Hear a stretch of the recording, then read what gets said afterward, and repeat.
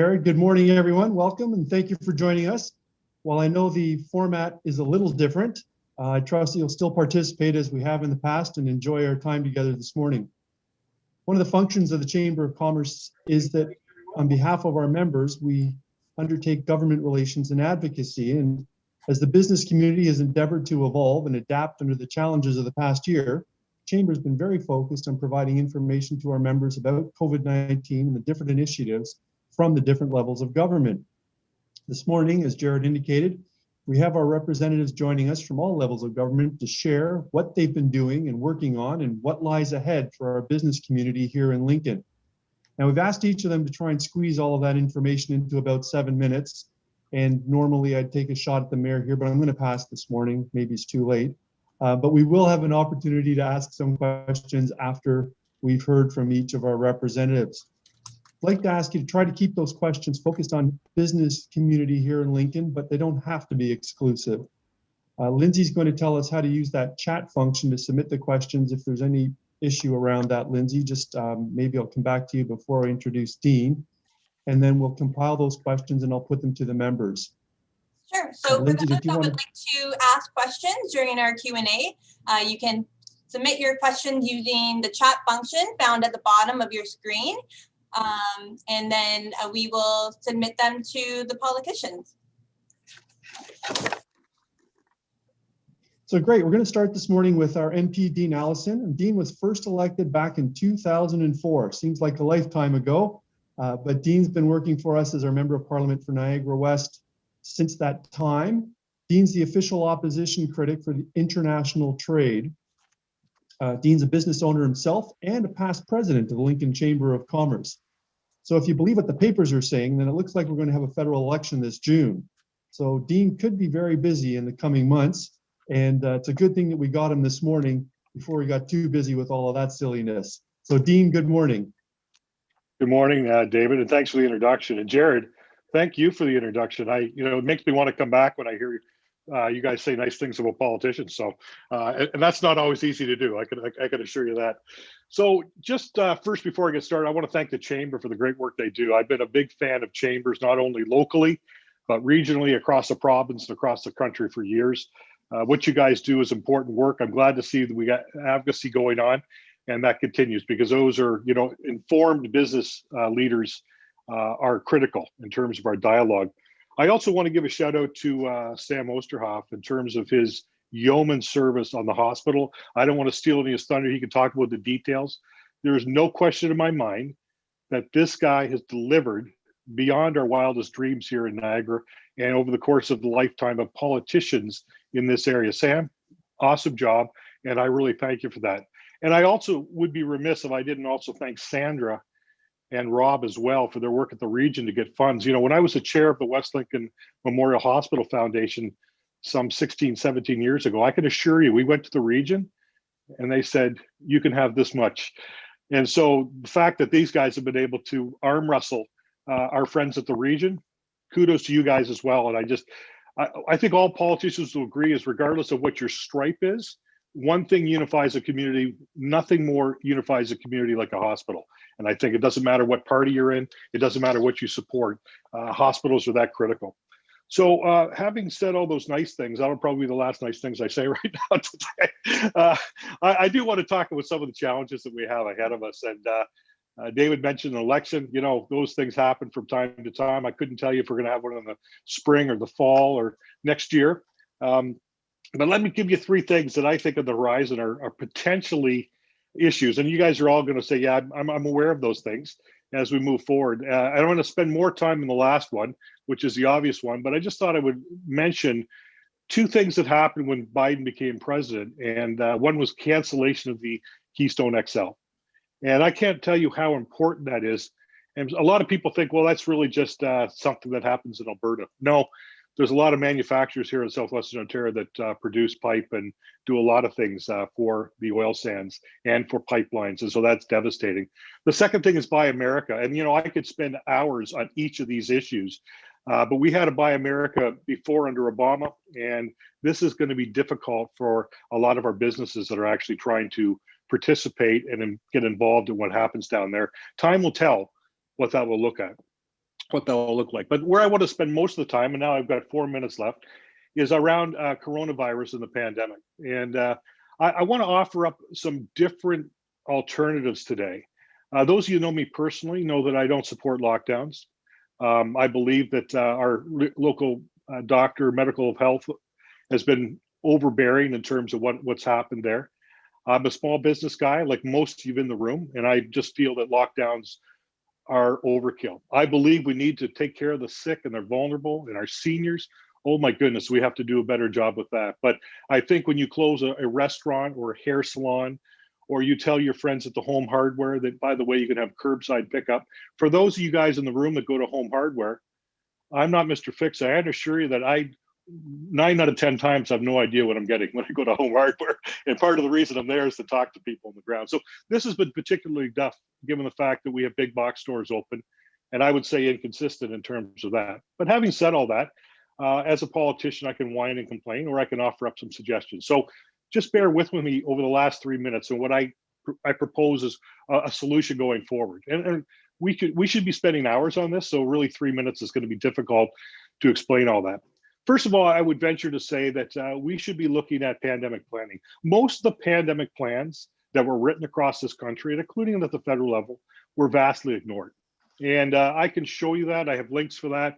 I encourage you to pick up any of the pandemic plans that are actually in circulation and look to see how close we've been at all levels of government on that particular. I'm not here to center out any level of government. I'm just saying that, well, I'll center out the federal because that's where I spend my time. We have not done a great job. And what I mean by that is that when you start talking about stakeholders, every single major stakeholder should be at the table for that plan. You should have small business there. You should have the electrical grid. You should have supply chain. You should have food chain. You should have our manufacturers, education, transportation, and the list goes on and on.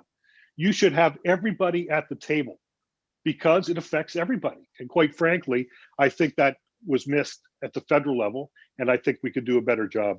The second thing is we need to look at data. We have got to be critical with the data and where we're at. You guys, I think you understand, you see this, and you know this intuitively, but quite frankly, where we're at is that 95, 96% of the people that have been affected by COVID are over the age of 60 with multiple comorbidities.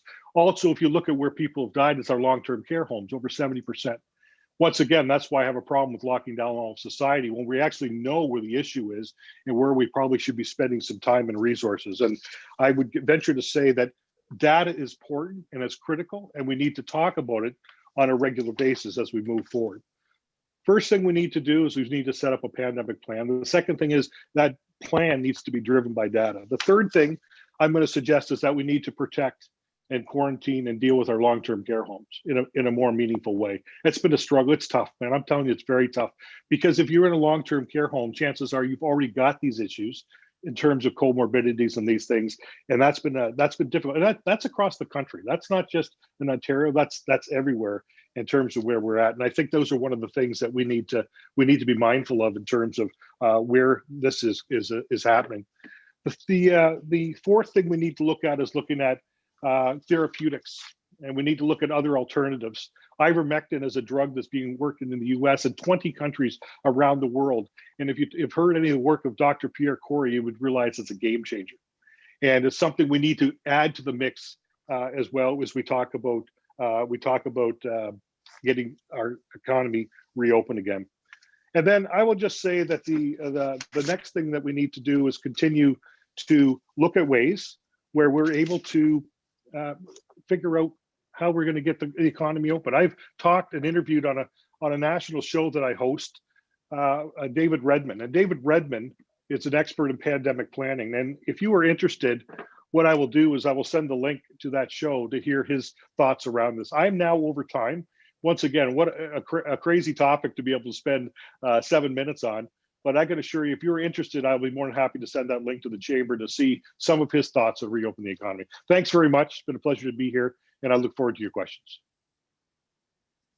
Thank you, Dean. Always good to hear from you and find out what's going on. Appreciate that. Next up, it's my pleasure to welcome my friend Sam Osterhoff. Sam and his colleagues at Queen Park have had what I would describe as an unprecedented year dealing with COVID-19. If you think back when we last spoke with Sam a year ago, none of us could have fathomed the challenges that lay ahead for him and his colleagues at Queen's Park. Despite all of that, Sam has continued to work on an important file in the West Lincoln Memorial Hospital reconstruction, and he's been able to, in spite of everything, move that project forward, and we're grateful for that, Sam. Sam's currently the parliamentary assistant to the Minister of Education, and very recently, a new father. So congratulations, Sam. I think this is the first time I've seen you to be able to say that. So at this time, I'd ask you to join me in welcoming Sam, our MPP for West Niagara, or Niagara West, pardon me. Go ahead, Sam.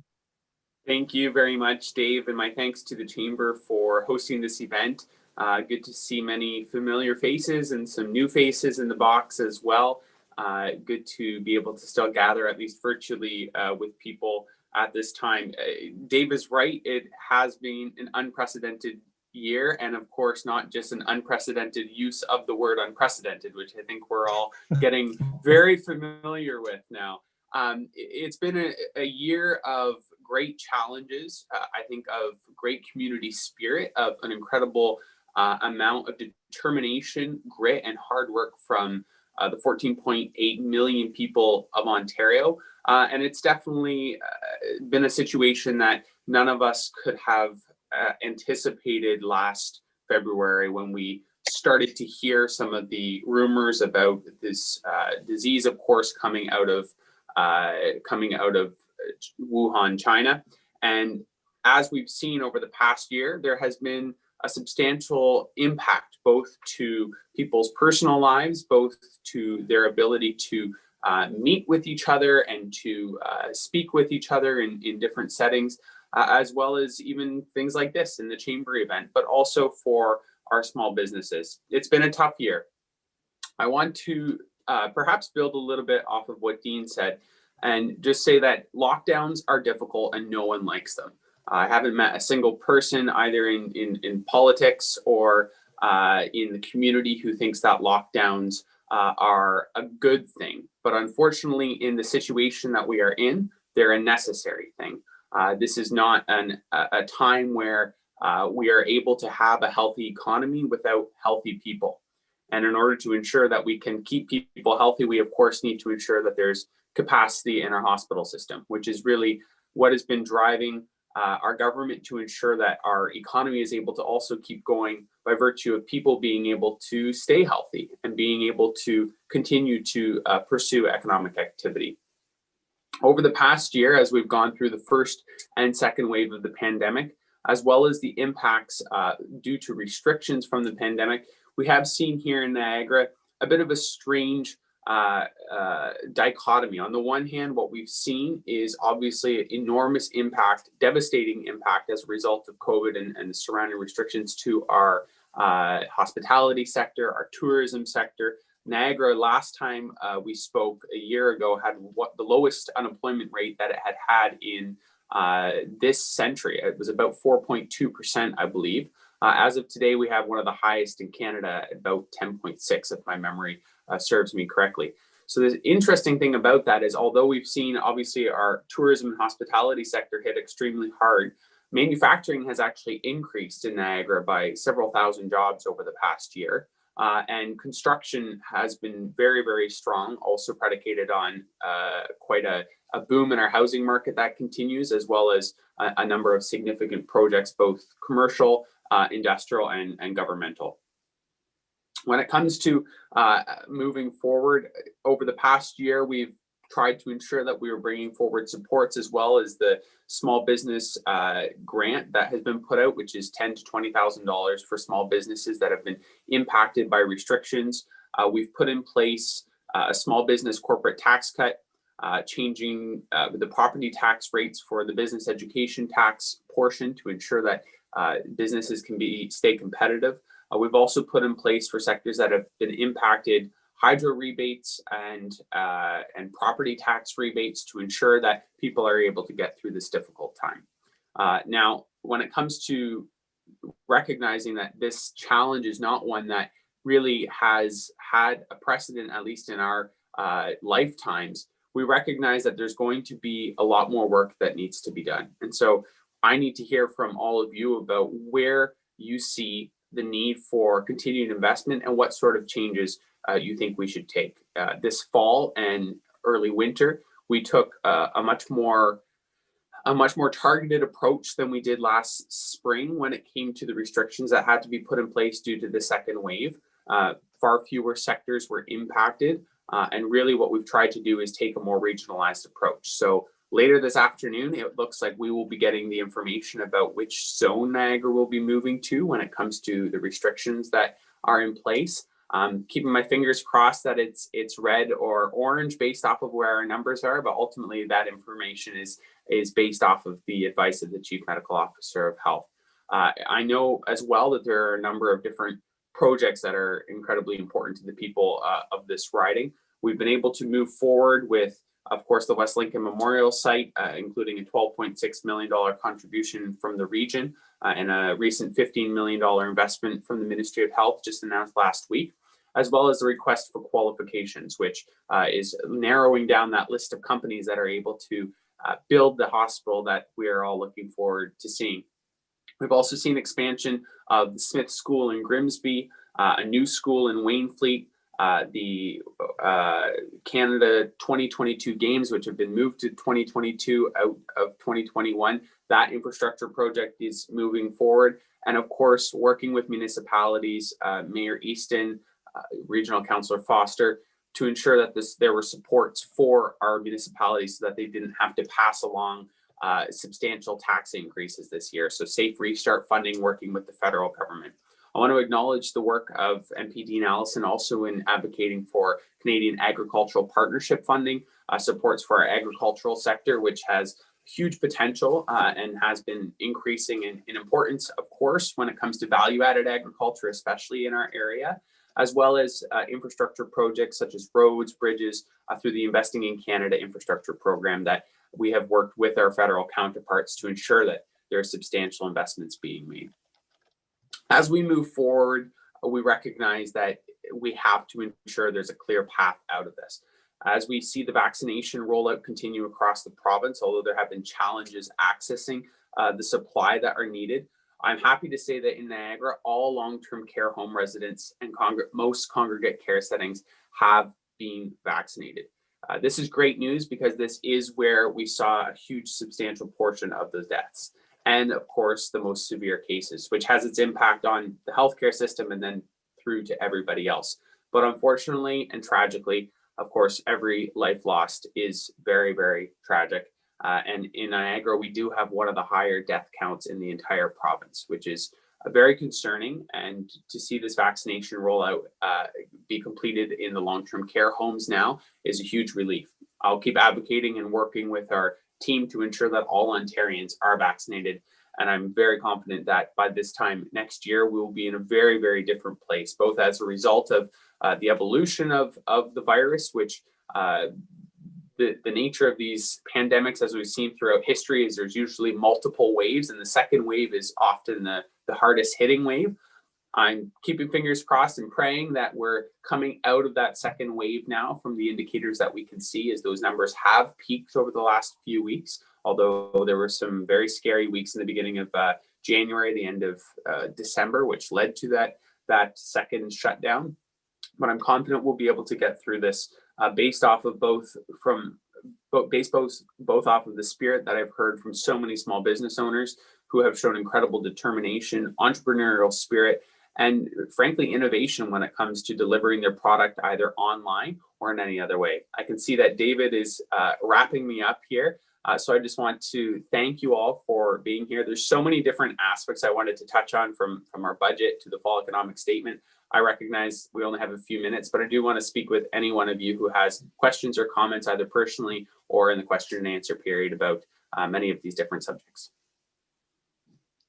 Thank you very much, Sam. I was just looking for my filter. I was going to try and distract everyone from what you were up to and talking there, but you beat me to it. So thanks very much for your comments, and we'll look forward to hearing some questions addressed to you in shortly. Just a reminder, if you do have any questions, get them into the chat box, and I am monitoring it, so I will try and get those, and we'll weed through them to make sure that everyone gets their question heard. Councillor Rob Foster has been serving the town of Lincoln for over 20 years now. I know he doesn't look old enough and all of those kinds of nice things, but He is that old. It's true. Rob's our regional counselor, and he has been for the past 3 years and doing a great job up at the region. One of the things that I've missed during this pandemic is that I used to see Rob around town at different community events and hear him speak and talk about things that were happening around and at the region, and I'd get a chance to talk to him. But we haven't had that opportunity, and we were just saying whenever we were logging on that it's been a long time since he and I have crossed paths. So I went and I combed through his expense report, which is posted online. It's one of the first things that comes up whenever you type in Rob Foster, Niagara region. Yeah, I got to say, it's not very exciting, Rob. It's not very exciting at all, but that's okay. So, well, good morning, Rob. Welcome. Well, good morning, David, and thank you very much. What a difference a year makes. This time last year, we all participated in the politicians' breakfast that turned out to be one of the last in-person events that we were able to attend. Since then, we all seem to be on Hollywood Squares. One of these times at the region meeting, I'm going to yell out something like, Mayor Gibson from Wainfleet for the win, which will, of course, have everyone scratching their heads for sure, particularly all the ones under 30. But think back a year. Had you said to someone that you were going to go on a Zoom, they most likely would have thought you were either spun or about to get on an airplane. Our language and thinking certainly has changed. But like so many things, this is a sign that the world has changed. The conditions you are as businesses have changed. And as businesses, you have had to adapt. You frankly have had no other choice. Governments have changed as well, something I will talk about later in my remarks. To begin, however, I bring greetings on behalf of my fellow councillors at Niagara Region and also from our regional chair, Jim Bradley. I want to thank the Chamber, including our new Executive Director, Lindsay, and all the executive for putting on this event year after year. It is always a real privilege to get the opportunity to speak to the business movers and shakers here in Lincoln. Last year, I talked about the remarkable growth we had been seeing in Niagara. Grimsby, Lincoln, West Lincoln, Welland for that matter, all had seen significant development growth. But this growth has not abated. Housing development is up across Niagara region. The prices for homes are going up dramatically. And there seems to be interest from many who live elsewhere in Ontario, Toronto, Mississauga, and Oakville, to uproot and move here. These changes have had their challenges. So many people working from home have taxed our internet and broadband providers, as one example. I personally switched this past year to Enwick, a member of our chamber and a good Lincoln business, and I have seen improvements by going to them. And as a board member of the Southwestern Integrated Fiber Technology Organization, or it's referred to as SWIFT, we have been working and across the region, we have provided an investment of over $20 million in funding to help internet providers expand their fiber footprints. These projects will be under construction and coming online over the course of this year. We also see challenges with roads and infrastructure. With the new subdivisions and continued infill happening in Lincoln, added stress continues to be a reality of the main streets and highways within our municipality. One of the biggest complaints I get as a regional councillor is around traffic safety. We have not yet solved the problem of truck traffic through our downtowns, and generally there has been some very poor driving practices followed by many. Unfortunately, this is not unique to Lincoln and has been the norm right across Niagara. Budget this year includes new strategies in this area. The region is embracing Vision Zero with the use of photo radar and red light cameras as new tools to help in the area of traffic. Community safety zones will continue to be put up around schools, and speed limits will be adjusted on regional roads to better reflect safer use. Reality, we all need to do better. Speaking of the budget, and to go to Laura Petrunik's question, as I saw in the chat, let's talk about property taxes. The region of Niagara came in at 1.8% increase for 2021. While some reserves were used to moderate the increase, the largest pressure came again this year from police services, an area that makes up the largest portion of the operations budget at Niagara region. Lincoln has a significant number of capital projects that are now approved to take place this year, including the over $1 million expansion and maintenance of the Camden pumping station and reconstruction of King Street west of Beamsville. We approved the build of the new Niagara Falls wastewater management treatment plant, the single largest capital investment that has ever been done by Niagara region. This is critical to the overall and future growth of Niagara. Waste management seems to have settled with new contractors and methods in place. We are seeing a dramatic increase in waste diversion, one of the expected outcomes of the changes. Regional transit changes have been made. On-demand is working well, and usage in West Niagara has been very positive. The pilot has been renewed for an additional year as we look at next steps towards an integrated regional public transit system. And I would be remiss if I didn't mention the region coming on board regarding the funding of our West Lincoln Memorial Hospital. It was a pleasure going to bat for our community and achieving our goal of $12.6 million. So as I mentioned earlier, governments too have had to change as the impact of COVID and lockdowns have come into play. There are some who have suggested the region simply should cut staff. Many businesses in the private sector had to, why not the region? But unfortunately, this is easier said than done. The regional is responsible for water treatment, wastewater treatment, public health, social services, community services, long-term care, transit, EMS, ambulance, major connecting highways and bridges not in provincial control, funding to police services and to the Conservation Authority. The list goes on. All of these are big ticket items and all require a more regional voice to be successful and frankly, more palatable to taxpayers. There is very little flexibility in many of these budget items. For example, the new wastewater treatment plant will cost $320 million, but will generate billions in new growth for the Thorold, St. Catharines, Niagara Falls, and Niagara-on-the-Lake areas. This is of interest to Niagara as a whole. But no company, government, or institution is perfect. So out of the budget process, we've agreed to review various aspects of finances at Niagara Region, a process to be completed before our next budget cycle. This will be undertaken by the Corporate Services Committee, which I was re-elected to chair in January. We are also reviewing in more detail the KPMG value for money analysis of regional departments that was completed in 2019, and we're going to be looking at other improvements in service. In my view, there remains areas where efficiencies can be achieved in partnership with the lower tier municipalities like Lincoln. The COVID crisis forced the region to shift resources into public health and long-term care from other areas. This has meant some projects and programs have taken a back seat, but the focus has been to take care of those areas of deemed important to all of us as a community. As my last point, public health will continue to play a role in the vaccination programs we are already seeing.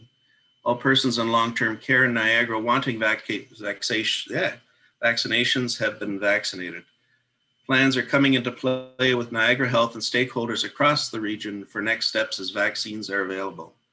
On a personal note, I continue to regularly attend Lincoln Council, where I get an opportunity to listen to the issues being dealt with by our town of Lincoln. And we all know that the town of Lincoln is one of the greatest places in Canada to live. Thank you very much. And thanks, David. Thanks, Rob. Great to see you and great to hear from you. And it sounds like the life at the region is keeping you busy, and that's great. We're glad that you're there looking out for our interests in Lincoln, and we're very appreciative of that. Now, Mayor Easton joins us from some sunny spot down on the shore of Lake Ontario by the looks of it, and that's unusual because I'm looking out my window and I see snowflakes. I don't see seagulls, so I'm not sure how that's working exactly, Mayor Easton, but I know that you'll tell us. There's lots of things that are happening in Lincoln, and it's always my pleasure to introduce Mayor Easton to tell us about them. I did receive a notice this week that Town Council approved the 2021 budget. That's great news. I look forward to hearing about the town's plan for this coming year. But I would note that I also received my property tax bill. Now, it's probably just a coincidence, and I'm sure that the mayor had nothing to do with that, but it did seem a little bit fishy, if you ask me. Council's been working hard for the businesses here in Lincoln, created shoplincoln.ca initiative. I believe they're one of the sponsors of our event this morning. That initiative is supporting our local business and our local community, and that's great. I see that there's a number of your fellow councillors that are on the call with us this morning, Mayor Easton. So good morning and welcome, and thank you. Thank you very much, David. Good morning, everybody. I tell you, I really do miss the pre-speech interaction, and so I'm glad we had a few minutes this morning to kind of get ourselves all pumped up for this. And yes, I am delivering my message this morning from Jordan Harbor, and I think it's really quite a beautiful picture. There's no snow, no palm trees, but I mean, really, it's local, and I think it's a pretty wonderful picture. On behalf of the Town Council, I'm very pleased to be here this morning. There is a lot happening. I want to thank the Chamber for their again, for the fact that they kept on these traditions. And Lindsay, again, I welcome you. And now, Mr. Brown, I've started my speech time. I was thinking back to the mayor's message I delivered to the community last May. COVID was still new, and we were just learning about measures like quarantining and social distancing. Honest to God, we had no idea what we were getting, what we were going to be doing over the next year. And I said at that time we needed to come together as a community, and we certainly did. There's just so many examples that I think we've all experienced. And we've learned how to smile and greet people behind the mask, and a lot of people can still tell who we are behind those masks. So today I'm going to be speaking to you about resilience, about survival, and about being future ready. 2020 was a challenging year financially for Lincoln and for our residents and business owners. And we continue to work hard to protect the health and safety of our citizens and to ensure the continuity of critical infrastructure and to develop and implement a recovery response plan. The town of Lincoln immediately recognized the need to help local businesses, and I joined with other Niagara mayors and our regional chair on the region-wide Niagara Economic Rapid Response Team.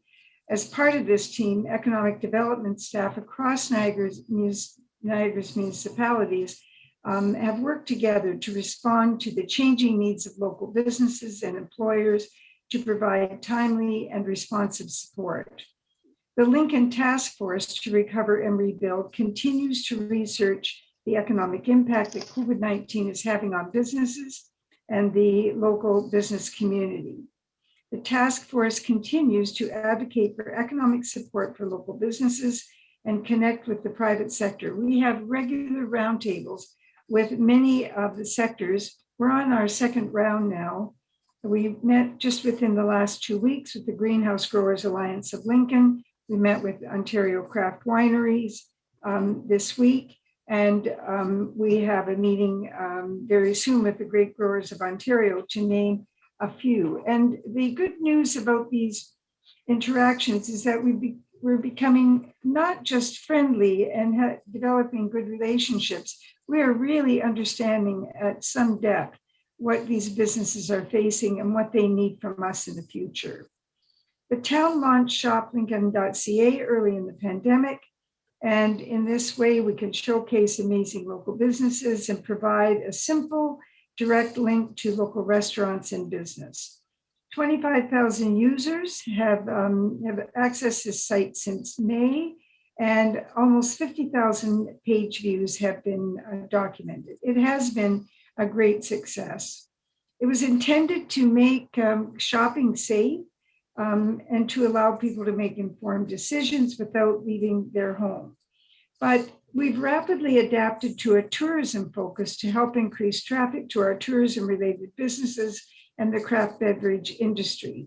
We've added travel blogs, advertorial videos, which are absolutely stunning. We really do live in such a fabulous and beautiful area. And there's strategic paid advertising to encourage visitation to the site. And staff were able to create qualified and consumer-led generation for local businesses and to raise awareness of Lincoln as a destination, pulling people off of the highway, as we say.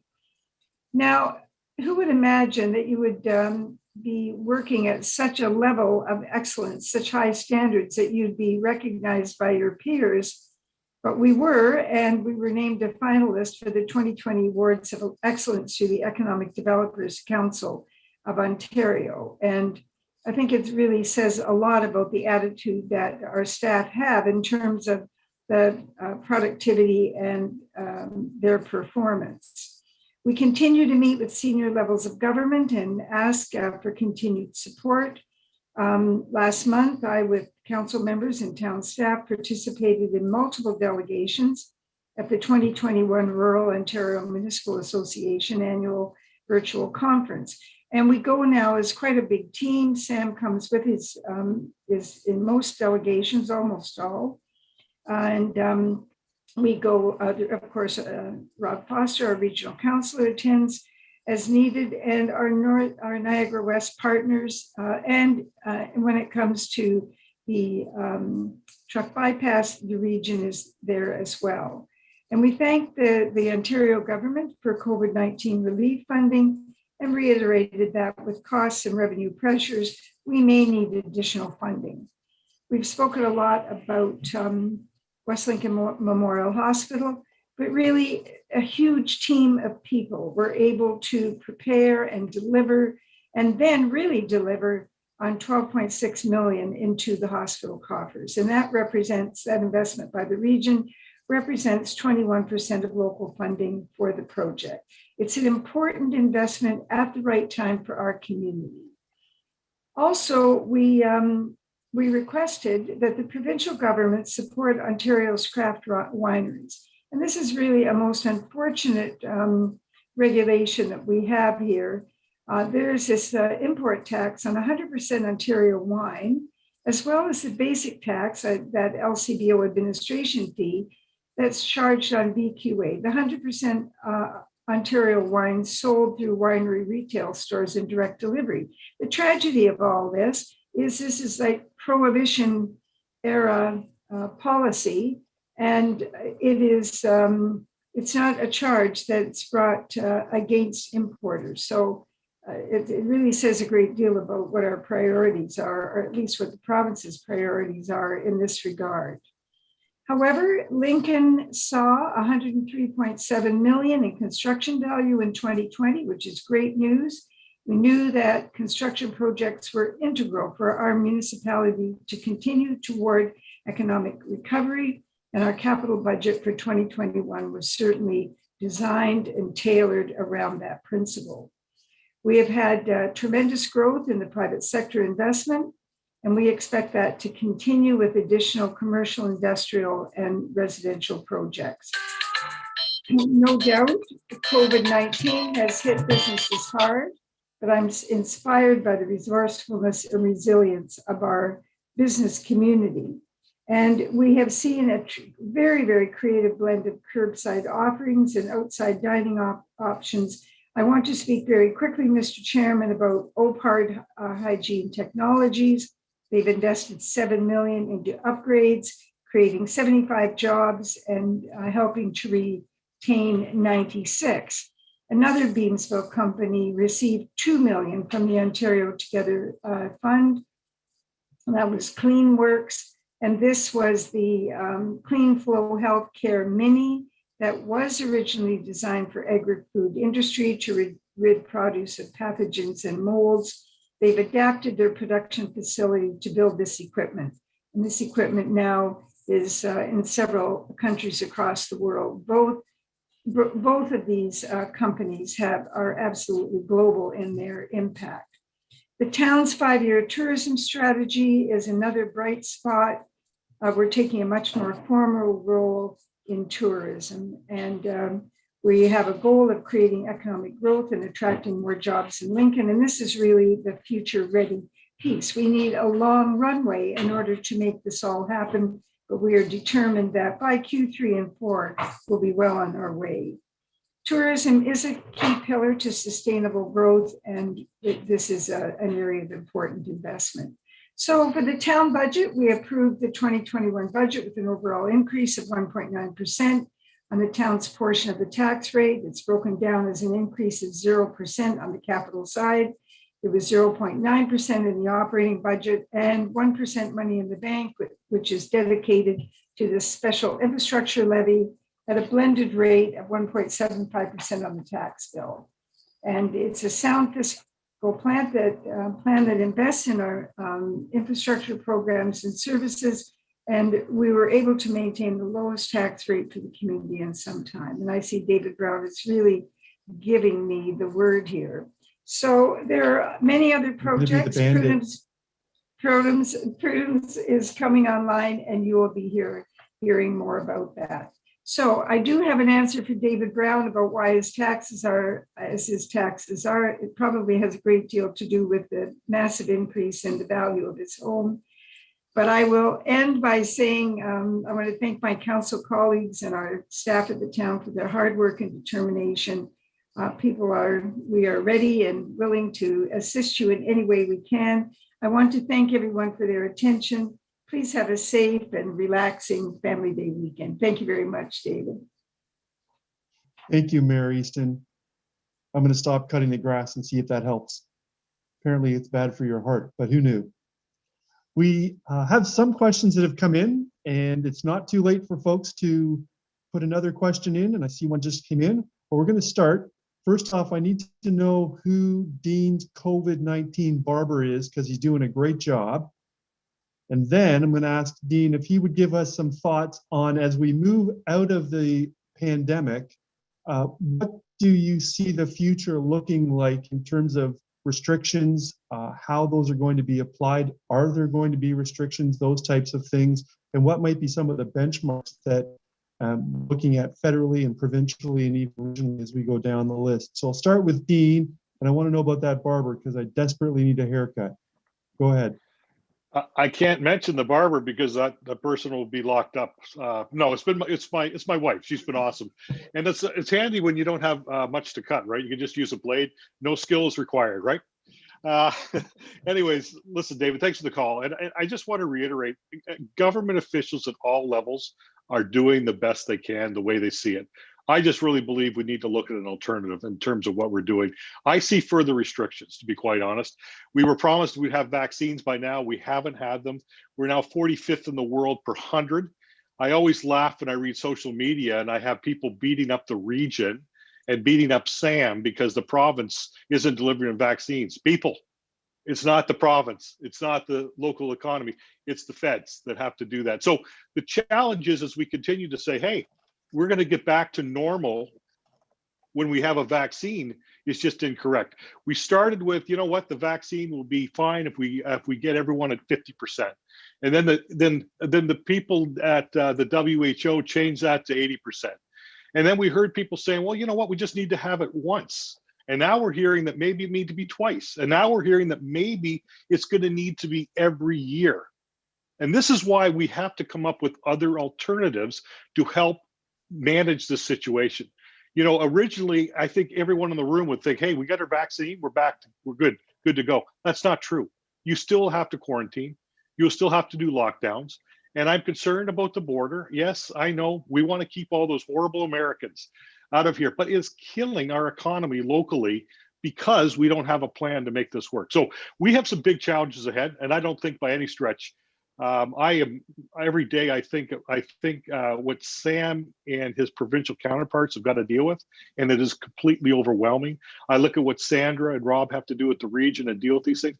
These are not easy times, ladies and gentlemen.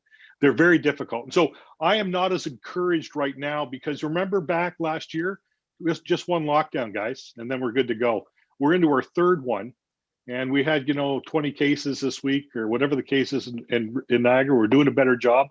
And I'm not even sure we're going to get unlocked because of what the regional health organization wants to say here. So I'm concerned about borders. I'm concerned about quarantine. I'm concerned about people being forced when they come back from Canada. We've got snowbirds. Lots of us here in Niagara that are coming back. My phone's lit up every day from people in Florida saying, listen, what's going to happen? I got a quarantine plan. But am I going to be forced to look at a hotel? So this is rapidly changing. I will venture to say the federal government should have locked their borders down back last February. That would have slowed it down. To see the kind of things they're doing right now, I think it's a little bit late. And when I say a little bit late, I think it's a lot late. So, thanks, Dean.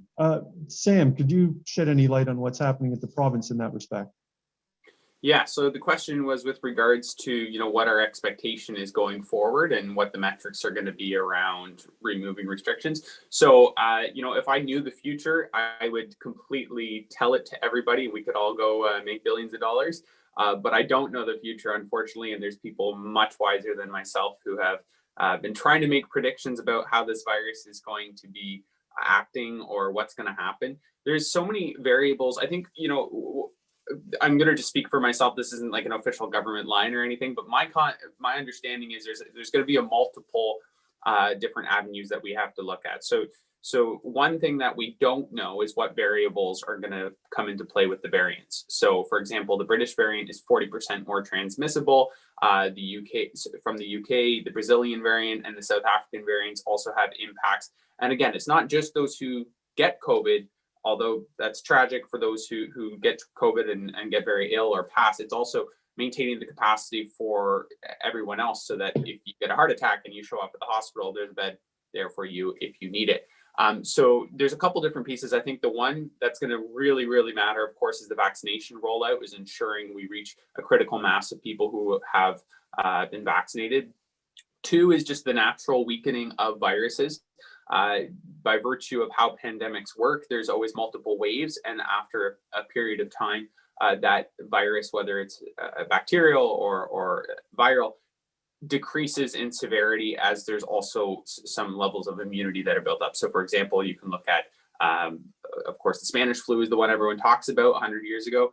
There's still some form of the Spanish flu to this day circulating in the population, but it's been so mutated and evolved with time that obviously it's practically unrecognizable. So vaccines, changing virus just by virtue of its evolution. And then I think the third one is going to be, as we see those rates and capacity built up, ensuring that we're able to deal with cases at a reasonable caseload. We're not ever going to get, I believe, to zero cases. I just don't see that happening. It's about having a reasonable, balanced approach that measures the number of cases, not just as a number of cases, but recognizing which percentage of those are serious, which percentage of those are causing devastation, and what a sustainable level is. 1,000 cases a day, no one likes, but that's very different from 6,000, 8,000, 9,000 cases a day, which is when you lead to enormous amounts of pressure and overruns in our healthcare system. And that's what we're trying to avoid. Thank you, Sam. Councillor Foster, Mayor Easton, if there's anything that you wish to share with us on that topic. Yeah, yeah, Dave, just a couple of quick comments. First off, I'm not one that criticizes the other levels of government by any stretch of the imagination. You know, all of us, when we ran last time around, I don't remember one of the questions being, what would you do in a pandemic? So, you know, we're simply working through and trying to figure this out. I think there's credit goes to the federal government and to the provincial government as we're moving along. And I really appreciate what Sam and the team are doing in Toronto. I will say there was a bit of criticism earlier on our medical officer of health here in Niagara, and I'm not happy with everything that he says either, but you know, he does give us a dose of reality on what it is that we're doing. And you know, we follow what the province is telling us here in Niagara, and you know, we do it quite willingly. The province is using metrics to come up with what it is that's happening, and you know, we will move along with it. So anyway, thanks, Dave. Thank you. Dave, I would just add that just in terms of a more macro look, because I think we have no choice because of the way unpredictability really hasn't been planned for. I mean, I can remember the days when disaster planning and critical incident planning was part and parcel of what every business was involved in. But we just seemed to believe that we were going to be completely outside of having to be concerned about that. And so I think that I know in Lincoln, in the town of Lincoln, that part of our strategic plan included an element of planning for the unpredictable. And I think that is, I agree with our member of parliament, that is something that's tremendously missing. And it's not one group or one level of government's problem. It's all of our problem.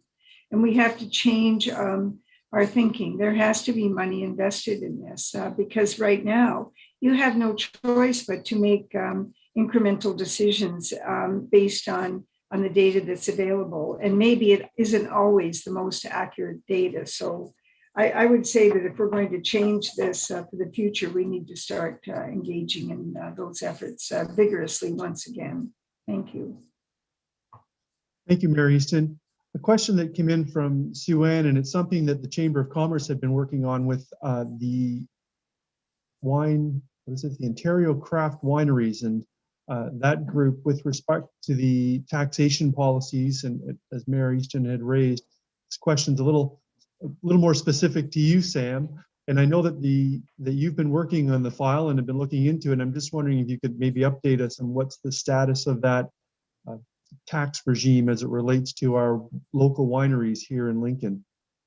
Yeah, so a little bit of a background. So first of all, Sue-Ann, if I could tell you exactly when, I would, I promise. I don't exactly know when that's going to be changing. I will tell you, I've been advocating for it for years and continually do. Even just a couple days ago, we had a meeting with Minister Sarkaria that I set up for the Ontario Craft Wineries to be able to also make that pitch.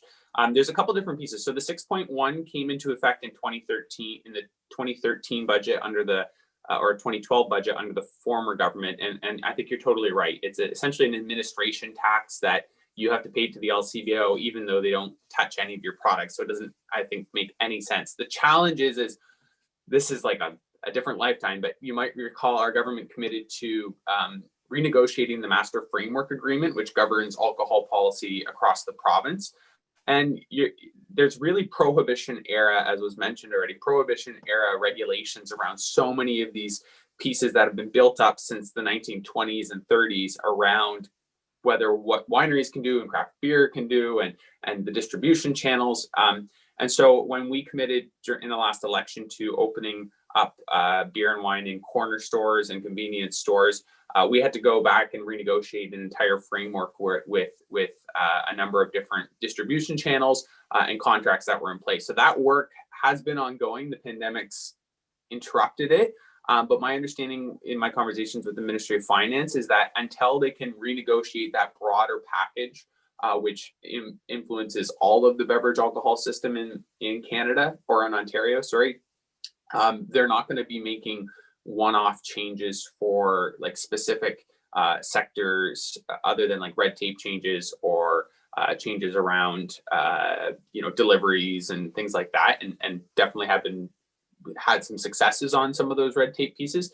So I don't want to say, oh, it's going to be in March or it's going to be in April. It's something that I'm continually working on, and I'm confident we will see changes, but I can't give you an exact time on that. Thanks, Sam. If you could keep on that, though, because if anything we can do to help bring the price of wine down in Lincoln would be great for all of us in Lincoln that enjoy having a glass of wine. Absolutely. We're getting late into the event. There are a couple more questions. What I'm going to undertake to do is to circulate those to our participants and ask them if they could provide us with a response. And what we might do then is arrange to get those posted on the Chamber website or maybe through our social media. I'm looking over at Lindsay right now, and I'm sure that she's adding that to her huge to-do list. Thanks very much, Lindsay. It's great to see you and welcome aboard. So we're going to wind things up. I'm going to pass it back to you, Lindsay, and thanks everyone for participating this morning. It looked like we had almost 75 people on here at one time, so that's great. It's good to see the numbers, and next year I'm looking forward to seeing everybody in person back down at the Beacon. There may not be the same backdrop as Mary Easton has, but at least we'll be able to see each other and say hi face to face. So thanks very much, everyone, and look forward to seeing you all. Stay healthy and stay safe. Great. Thank you so much, Dave. Thank you to all of our speakers for joining us today. We appreciate your participation in the event and your commitment to Lincoln. And a special thank you to Dave Brown for moderating and asking the questions. Now I would like to share some upcoming Chamber events. We have a virtual Business After 5 taking place on February 24th. And save the date for the virtual Mayor's State of Lincoln address taking place on April 21st. So be sure to stay in the loop, check out our events page on our website, sign up for our newsletter, and follow us on social media. We do have a door prize generously donated to us by Gail Harris from Vineland Physiotherapy. Once your name is called, we will connect with you after the draw. Real quick. Heather Butler from Lincoln Park Retirement Residence. we have a bottle of wine with your name on it. So thank you again, everyone, for joining us. Have a wonderful day.